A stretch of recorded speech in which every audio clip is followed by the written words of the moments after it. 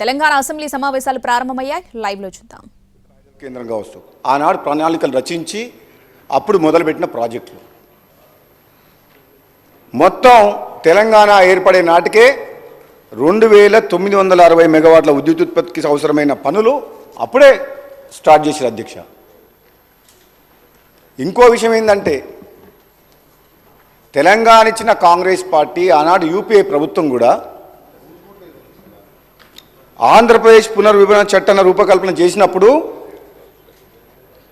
తెలంగాణ ఉద్యమంలో ఆత్మ బలిదానులు చేసుకున్న అమరుల కళను సాకారం చేయాలంటే రాష్ట్రం ఏర్పాటు అయితే జనాభా నిష్పత్తి ప్రకారం అయితే ఆస్తుల పంపకం విషయంలో 58.32% ఆంధ్రప్రదేశ్కు, 41.68 తెలంగాణకు, అదే విద్యుత్ ఉత్పత్తి విషయంలో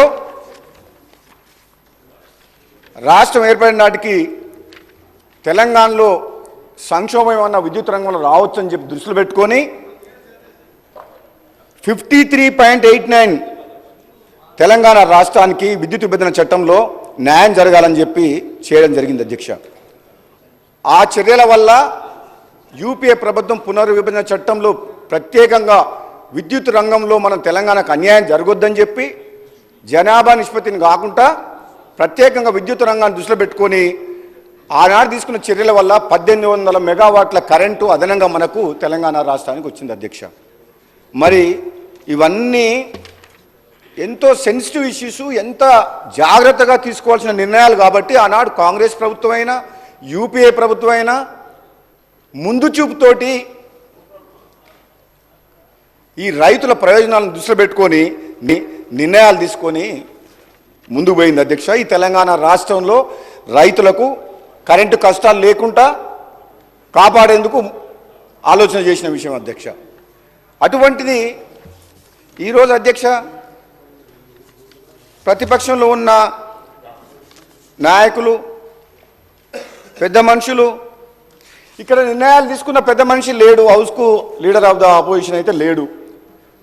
ముఖ్యమంత్రిగా నిర్ణయాలు తీసుకొని ఒక ఇంపార్టెంట్ సబ్జెక్టు మీద చర్చ నడిచినప్పుడు కనీసం లీడర్ ఆఫ్ ద ఆపోజిషన్ హౌస్లో ఉంటే ఆయన తీసుకున్న నిర్ణయం వల్ల జరిగిన నిర్వాహకం ఏ విధంగా జరిగింది, ప్రజలకు, వినియోగదారులకు, విద్యుత్ సంస్థలకు ఏ విధంగా నష్టం జరిగింది, ఈ నష్టాల ఊబిలోకి ఎందుకు నెట్టబయటపడ్డాయి ఈ విద్యుత్ సంస్థలు అనే విషయము మేము కొంచెం చెప్పుకునే అవకాశం, ఆయన వినే అవకాశం ఉండేది అధ్యక్ష.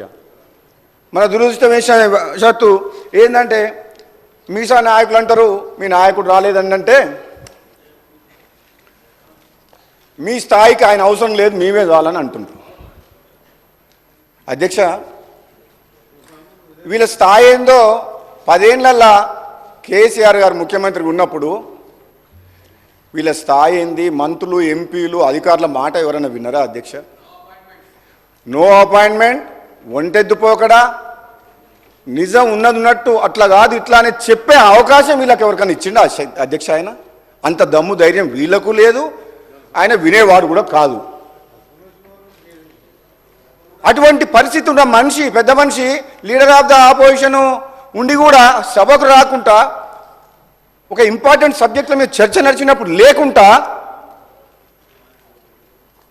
వీళ్ళంటారు మరి లీడర్ ఆఫ్ ద ఆపోజిషన్ ఎందుకు ఉండాలి అధ్యక్ష? మరి అటువంటిప్పుడు ఆయన సభకే రానప్పుడు ఆయన అవసరం లేదని వీళ్ళే అంటుండ్రు.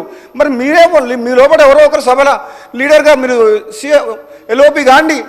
ఆయన అవసరం లేనప్పుడు మరి ఇక సభకే వద్దనుకున్నప్పుడు ఆ పొజిషన్లో ఆయన అవసరం ఏముంది? ఉండాలి అధ్యక్ష, రావాలి.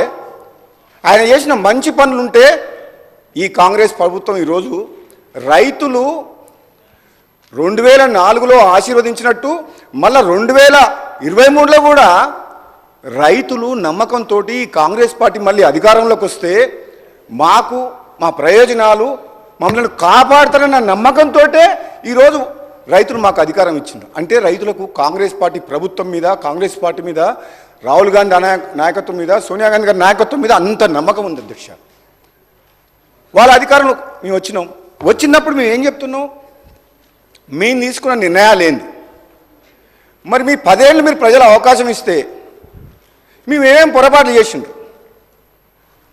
ఒకవేళ పొరపాటు చేసిన దాని మీద కూడా ముఖ్యమంత్రి గారు కూడా కమిషన్ ఏర్పాటు చేసిరు. మళ్ళీ సుప్రీంకోర్టు ఇన్వాల్వ్ అయ్యి జడ్జిని కొత్త జడ్జిని అపాయింట్ చేయమన్నారు. ఎంక్వైరీలు చేస్తున్నాం. కానీ మేము చెప్పే మంచిది ఏదైనా ఉంటే, మీ సూచనలు కూడా మీరు ఏదైనా మంచి చెప్తే మీరు వినండి, ఓపికతోటి సమర్థించండి, సపోర్ట్ చేయండి. యాజ్ ఏ అపోజిషన్గా ప్రజలకు మేలు చేసే విషయంలో, కరెంటు విషయంలో, ఇటు విద్యుత్ అనేది డొమెస్టిక్ కావచ్చు, ఇండస్ట్రియల్ కావచ్చు, కమర్షియల్ కావచ్చు, అగ్రికల్చర్ కావచ్చు, 4 సెక్టార్లని కాపాడాల్సిన బాధ్యత ఈ ప్రభుత్వం మీద ఉంది. కరెంటు లేని 10 నిమిషాలు కూడా ఉండలేము. గంట సేపు నీళ్ళు రాకుండా ఉండగలుగుతాం అధ్యక్ష. ఈ హౌస్ కూడా 10 నిమిషాలు కూడా 5 నిమిషాలు కూడా నడవదు అధ్యక్ష, కరెంట్ లేకపోతే మనం ఏ పని ముందుకు